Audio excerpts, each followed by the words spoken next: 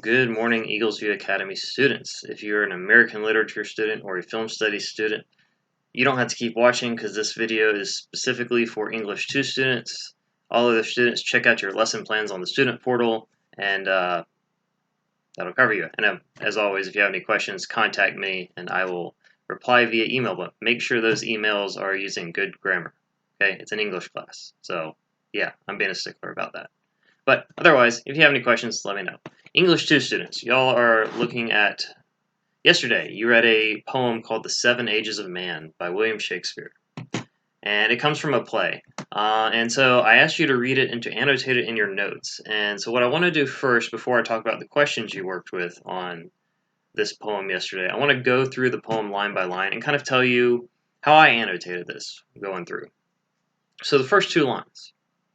All the world's a stage, and all the men and women merely players. So I don't know how much Shakespeare you've read in the past, but this is a pretty famous line. So this is something I noted on the side, that these are famous lines that I've heard before. I heard these lines before I ever read the play that Shakespeare used them in. So it's a line that has been used many times since Shakespeare wrote it. Going on down the play. They have their exits and their entrances. As one man in his time plays many parts, his acts being 7 ages. And I'm going to stop at that sentence. I know that's only partially through the 5th line, but when he says all the world's a stage and all the men and women merely players, they have their exits and their entrances. Well, I'm thinking he's probably speaking metaphorically about death and birth. If the world's a stage and you're a player or you're an actor, then your exit is when you leave the stage, when you die. And your entrance would be when you're born, when you come onto the stage. And so he says his acts being 7 stages, or 7 ages, meaning you have 7 ages, 7 roles, 7 functions while you're playing your part in this play. And so at first, the infant, mewling and puking in the nurse's arms. So that's a very nice, vivid image. Vomit, mewing and puking. Gross. I don't know. But I underline that because it's an interesting image that he puts in this poem. So if there's something that's very visual, that might be something worth taking note of. Moving on. And then the whining schoolboy, with his satchel and shining morning face, creeping like snail, unwilling to school. So whining schoolboy, also very good imagery there. You can kind of picture somebody whining, somebody complaining. Maybe you are doing this right now or some other time fairly recently in regards to my class. Also, creeping like a snail unwillingly to school. There's a good image that maybe you can relate to there. Creeping like a snail, by the way, is a simile. So if you see a literary device like a simile, a metaphor, personification, that's usually good to note too. And then the second question would be, and this is more for next year when we get into more thorough literary analysis, but the simile is there. Why did the author put it there? What is he trying to draw our attention to? Why use that simile? Those kind of questions. So the second stage, or the third stage, sorry, and then the lover, sighing like furnace with a woeful ballad made to his mistress's eyebrow. So we've got a lot of similes here. Creeping like a snail, sighing like a furnace. The next stage, or the next age, comes up as well. Then a soldier full of strange oaths, bearded like the pard, jealous in honor, sudden and quick in quarrel, seeking the bubble reputation even in the cannon's mouth. So, like a pard, sighing like a furnace, creeping like a snail. There's 3 different similes in about a 5-line span there. The other thing that's interesting is where Shakespeare says, and then the lover sighing like a furnace with woeful ballad. It almost seems like Shakespeare's kind of making fun of lovesick poets. And this is kind of interesting because Shakespeare writes a lot of poems about being a lovesick poet, or using the same idea of he is someone who is lovesick about whatever. So he seems to be making fun of it. The question is he making fun of his own work? Is he mocking himself? Is he mocking the audience that is coming to get all of these sonnets? The people that are basically he's marketing this to. Is he making fun of himself? Is he making fun of his audience? Is he just making fun of the whole concept in general? Is Shakespeare basically equating his poems to like Hallmark movies today for us? Moving on. Talking about after being the soldier, even in the cannon's mouth, and then the justice, in fair round belly, with good capoon line, with eyes severe, and beard of formal cut, full of wise saws and modern instances.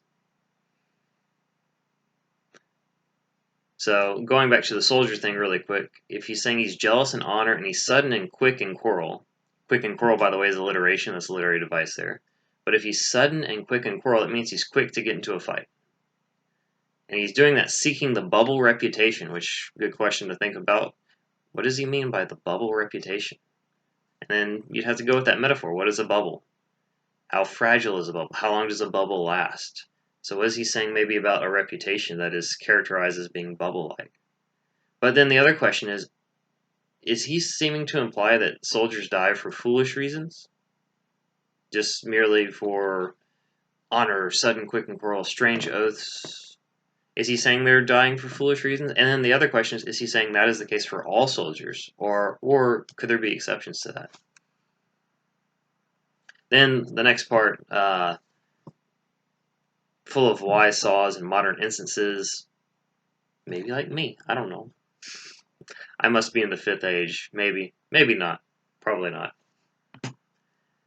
And so he plays his part. The sixth age shifts into the lean and slippered pantaloon with spectacles on nose and pouch on side, his youthful hose well saved, a world too wide for his shrunk slant, and his big manly voice turning again toward childish treble pipes and whistles in his sound. There's a lot there, but there's more alliteration where it says, well saved, a world too wide. All those W's, that's alliteration. The other thing that's interesting is where it says the spectacles on nose and pouch on side, his useful hose well saved, a world too wide. These are the only two lines that rhyme, if you notice that. Like, none of the others do. Most of these lines are 10 syllables, but it's not technically a sonnet, but it's close. But there is no noticeable rhyme scheme to this, with the exception of those two lines. So that tells us a couple things. One, and thinking back to your poetry thing, you'll have to think, what kind of rhyme scheme is that by definition? But the other thing to keep in mind is if those are the only two lines that rhyme, maybe those are two lines we're supposed to really key in on. So when the author breaks a pattern, then the area where he broke that pattern is kind of important. The same thing we see in the Bible. If you read the book of Genesis, the creation account, 7 days of creation. You have in the beginning, God created this, that, the other. God saw it was good the first day. And you repeat that process for day 2, 3, 4, and 5. When you get to day 6, he breaks the pattern. He creates living creatures, but he doesn't say God saw it was good the 6th day. No, it goes on, and we get an extra section that wasn't there before where he says, let us make man in our own image, and we go through that whole thing. Breaking that pattern tells us that the point of the book of Genesis, the point of the creation account, other than highlighting God's glory, is that the center point of creation was man, not everything that happened in those first 5 days. So look for patterns, and then look for where the author deviates from the pattern. That's important.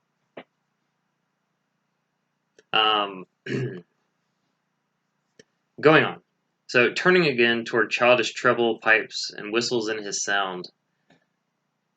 You have a question about that we'll talk about in just a second, but last scene of all, that ends the strange, eventful history, is second childishness and mere oblivion. Sans teeth, sans eyes, sans taste, sans everything.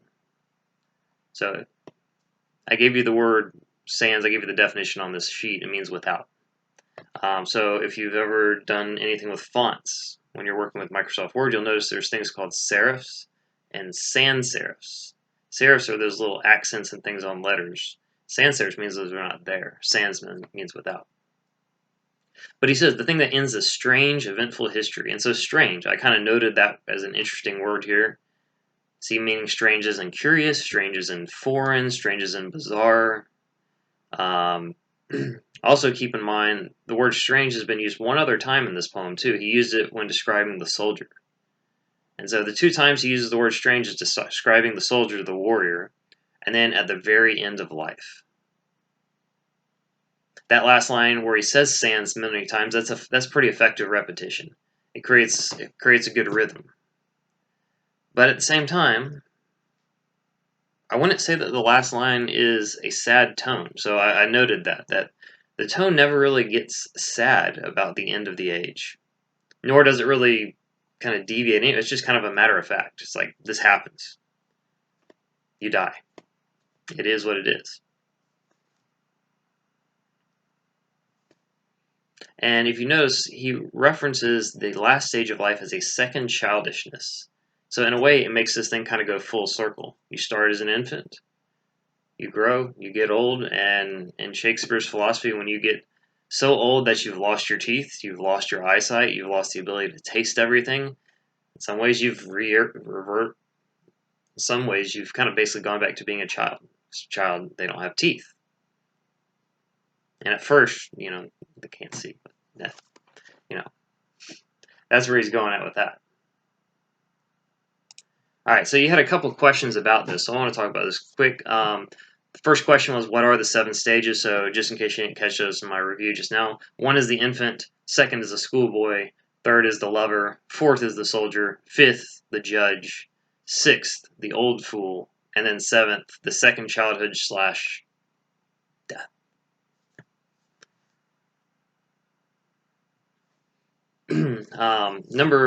Let's see. Let's see. Let me pull up your exit ticket so I can remember this off the top of my head.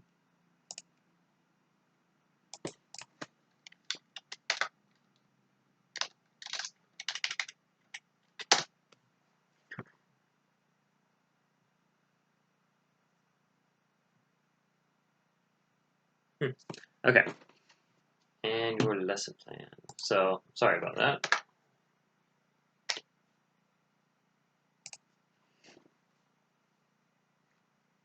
And so, the questions you're working on. So, you got the 7 roles. The second question, what simile does he use to describe the schoolboy?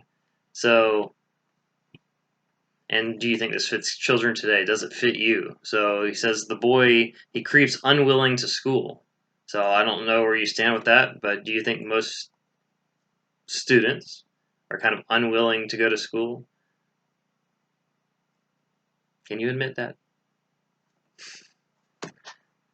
So keep in mind, Shakespeare wrote this like over 400 years ago. So if you're not too thrilled about coming to school, even virtual school where you don't actually have to come in, even in 400 years' time, not much has changed in that regard. Students don't like going to school, but it is beneficial to you. Number 3, or letter C in the questions I gave you. According to the poem, what's the most noticeable way that elderly people begin to resemble small children? Well, in one sense, an elderly person's voice seems to take on a childlike qualities. We're told that the manly voice turns again toward childish triple, pipes, and whistles in his sound. So the voice changes as you get old. And in Shakespeare's poem, he argues that its change is more toward how you were as an infant. Except for the fact, as a child, as a really young infant, there's no English there, but no metaphor is absolutely perfect. So keep that in mind. So that was just going through a couple of the questions and a quick review of my annotations and what I saw from the poem. Whether you accept or refute Shakespeare's philosophy on life, that's your call. I don't know if I totally agree with Shakespeare on there either, but it's a useful poem. It's a useful metaphor, and it's our illustration of what the idea of an extended metaphor is. So you've dealt with metaphors on the sentence level, where you compare two things without using like or as, but extended metaphor is when you can take a common theme. So in this case, as a playwright, Shakespeare uses this motif of a stage, a theater stage, and he kind of goes through saying basically there's a stage, everybody plays a part, everybody's an actor in this play called the world, and he runs through and maintains that. So he extends this metaphor throughout the poem. Okay, so that's that. Today you're looking at sonnets. You're going to look at the Shakespeare sonnets. So check out the Prezi on the lesson plan, and there's an assignment related to that on the bottom of that lesson plan. So make sure you scroll down to the second page. Hope everybody's doing well. If you have any questions, as always, send me an email with the questions, but make sure you use good grammar one more time. If grammar's bad, I will have you correct it before I answer your question. So keep that grammar nice and clean, professional. Remember, you want to look like you know what you're talking about, especially when you're approaching somebody that's not your teacher and you want them to take you seriously. So keep that in mind. Stay safe, avoid the COVID, all that kind of stuff, and talk to y'all later.